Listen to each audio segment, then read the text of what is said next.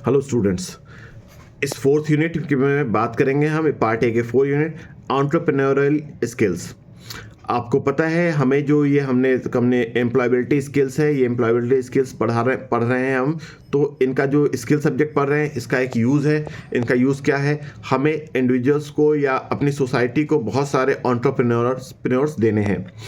Okay, तो ये entrepreneurial skill पहले इसको सीखनी पड़ेगी कि एंटरप्रेन्योर बनने के लिए क्या क्या स्किल एक इंडिविजुअल में होनी चाहिए। सबसे पहले कैरेक्टरिस्टिक्स ऑफ एंटरप्रेन्योर।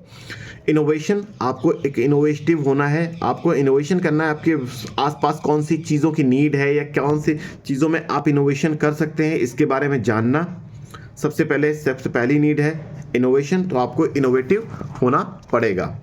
उसके बाद रिस्क टेकिंग एबिलिटी। एक एंटरप्रेन्योर के पास एक रिस्क टेकिंग एबिलिटी होनी चाहिए। आप सक्सेस और फेलियर हो सकता है, आप जो चीज़ सही नई चीज़ आप अप्लाई करने जा रहे हैं वो आपको सक्सेस दे, हो सकता है वो फेलियर भी हो। तो आपके पास रिस्क टेकिंग एबिलिटी होनी चाहिए। आप उस रिस्क से हताश होकर रुक नहीं जाएं कि आपने पहले स्टेप में आपको सक्सेस नहीं मिली तो आप उससे निराश हो गए और आपने अपना काम छोड़ दिया। उसका थर्ड है विज़न। आपके पास एक विजन होना चाहिए। विजन ऐसा हो जो आपको ब्रॉडर स्केल पर विजन हो, जिसको आपने लॉन्ग स्केल पर सोचा हुआ हो। प्रिजर्वेंस, आपके प्रिजर्वेंस होनी चाहिए। आपके पास कौन कौन सी जो आपकी पूंजी है या आपके साथ जो आपने चीज़ें उसमें लगाई हैं उसको आप कितना प्रिजर्व करके रख सकते हैं। लीडरशिप, आपके अंदर एक लीडरशिप क्वालिटी होनी चाहिए। इसके बाद है एंटरप्रेन्योर का रोल इन द सोसाइटी में इनका रोल क्या है, एंटरप्रेन्योर क्यों इंपॉर्टेंट है, इस पे क्यों इतना जोर दिया जा रहा है। सबसे पहली चीज़ है कि ये जॉब क्रिएट करते हैं मार्केट में। जो जॉब के लिए सबसे ज़्यादा आप एक अनएम्प्लॉयबिलिटी जो बहुत बड़ा चैलेंज होती है किसी भी नेशन के लिए, उसको ये बहुत हद तक दूर करते हैं, नई जॉब क्रिएट करते हैं।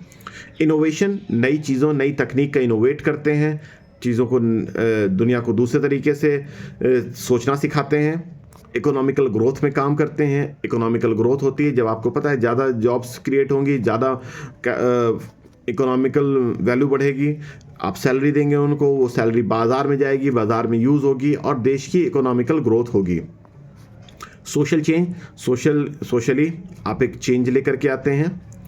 Types of entrepreneurship, small business entrepreneurship, scalable startup entrepreneurship, social entrepreneurship, corporate entrepreneurship. ये 4 तरह के टाइप्स हैं।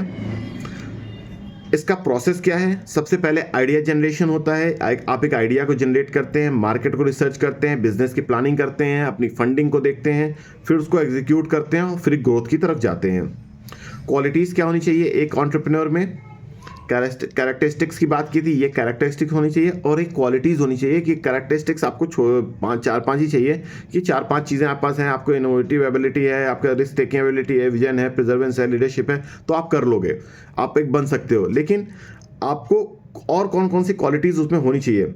सबसे पहली चीज़ पैशन होना चाहिए। अपनी एम उसको लेकर के आप जो आपने सोचा उसको लेकर के पैशन हो, रेजिलियंस हो, विजन हो, क्रिएटिविटी हो, रिस्क टेकिंग आपकी बात हो चुकी है, अडेप्टेबिलिटी हो, स्ट्रॉन्ग वर्क एथिक हो, लीडरशिप हो, प्रॉब्लम सॉल्विंग स्किल हो, नेटवर्किंग हो, आपके अच्छे खासे लोग जानने वाले हो, नेटवर्किंग हो, फाइनेंशियल सपोर्ट हो और कस्टमर फोकस आपकी चीज़ें हो। ये सारी चीज़ें आपको एक अच्छा एंटरप्रेन्योर बनने में हेल्प करती है। Thank you.